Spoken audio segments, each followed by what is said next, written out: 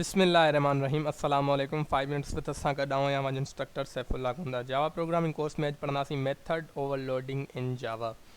सो असांजी आउटलाइन आहे पाण स्टार्ट कंदासीं। पहिरियां पढ़ंदासीं मेथड ओवरलोडिंग, उन खां बाद में कुछ मेथड्स खे ओवरलोड करे ॾिसंदासीं उनखे ओवरलोड कीअं कबो आहे, ओवरलोडिंग थींदी छा आहे मेथड ओवरलोडिंग। सो स्टार्ट कयूं था मेथड ओवरलोडिंग खां। मेथड ओवरलोडिंग चइबो आहे writing same method with different parameters. Same हिकिड़े मेथड के डिफरेंट पैरामीटर्स ॾेई करे डिफरेंट पैरामीटर्स डिक्लेयर करे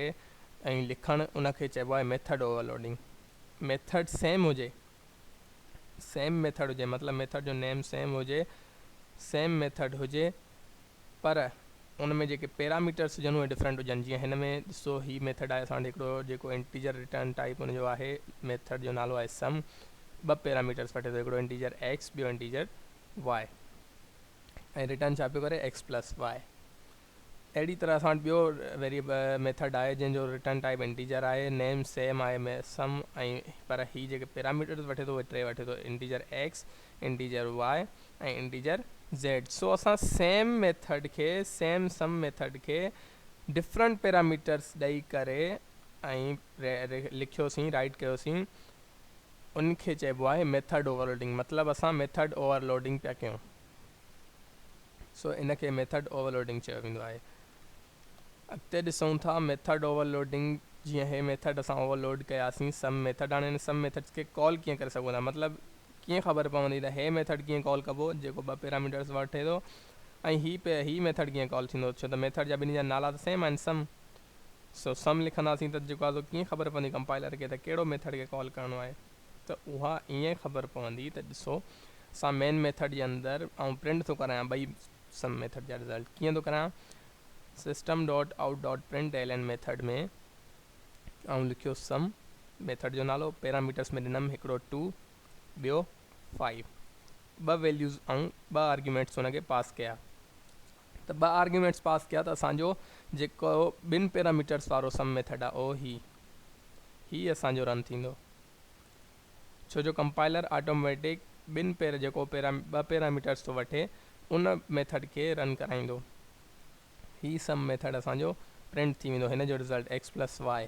त एक्स जी वैल्यू थी वई 2, वाई जी वैल्यू थी वई 5, त 2 + 5 थी वेंदो 7, त असांजो 7 प्रिंट थी वेंदो। उन खां बाद में वरी system dot out dot print L में प्रिंट करायां थो सम, वरी हुन में पासिंग तो आर्ग्यूमेंट्स पास कया, हिकिड़ो 3,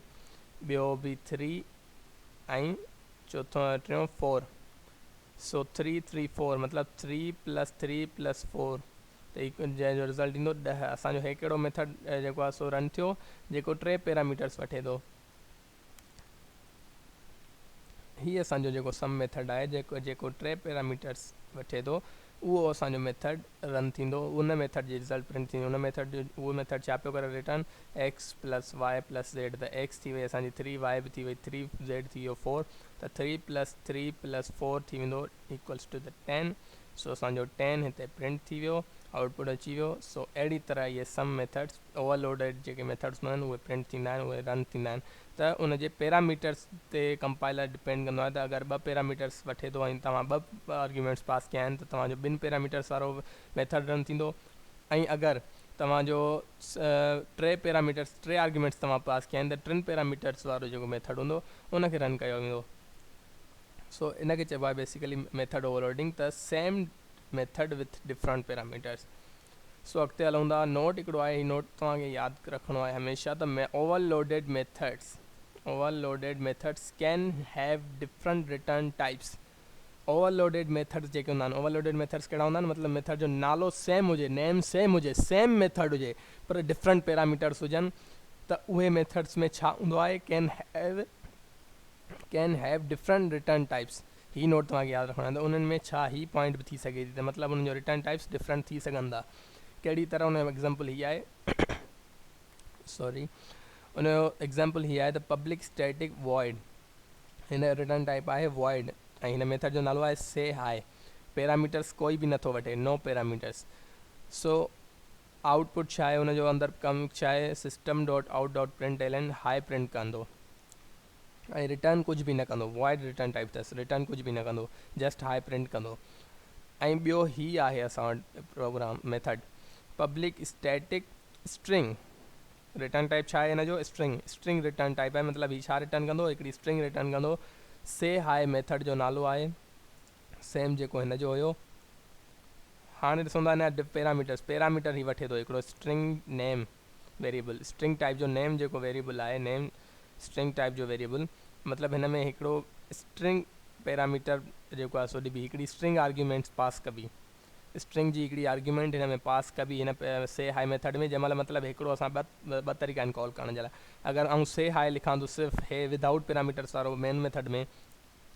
त मुंहिंजो हाई प्रिंट थी वेंदो पर अगरि मां से हाई लिखी ऐं पैरामीटर्स में अंदरि को नालो लिखां थो का स्ट्रिंग लिखां थो सपोज सैफुल्ला कुंदर लिखां थो या 5 मिनट्स विद अस लिखां थो स्ट्रिंग त पोइ असांजो ही मेथड जेको आहे ही से हाई मेथड इहो मुंहिंजो रन थींदो ऐं हिन में छा आहे हीअ छा पियो रिटर्न करे ही स्ट्रिंग पियो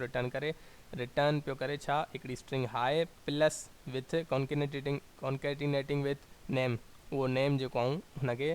पैरामीटर्स में ॾींदुमि आर्ग्यूमेंट जेका हुनखे आऊं पास कंदुमि त सपोज आऊं सैफुल्ला कुंदर अगरि हुनखे आर्ग्यूमेंट ॾिनी त हाई सैफुल्ला कुंदर मुंहिंजो स्क्रीन ते प्रिंट थी वेंदो सो इहा पॉइंट तव्हांखे यादि रखणी आहे त overloaded methods can have different return types ॾिसो हिन जो रिटर्न टाइप हुयो वॉइड हिन जो रिटर्न टाइप हुयो स्ट्रिंग पर मेथड ॿई सेम आहिनि से हाई मेथड आहिनि ॿई पर ऐं आहिनि ओवरलोडेड कीअं आहिनि छो त हिन में नो पैरामीटर आहे पर हिन में हिकिड़ो पैरामीटर घुरिबल आहे मतिलबु पैरामीटर्स ॿिन्ही जा डिफरेंट आहिनि different parameters same method is called overloaded method so हाणे अञा अॻिते ॿी पॉइंट आहे हिकिड़ी overloaded methods must have different parameters हुन में चए पियो त कैन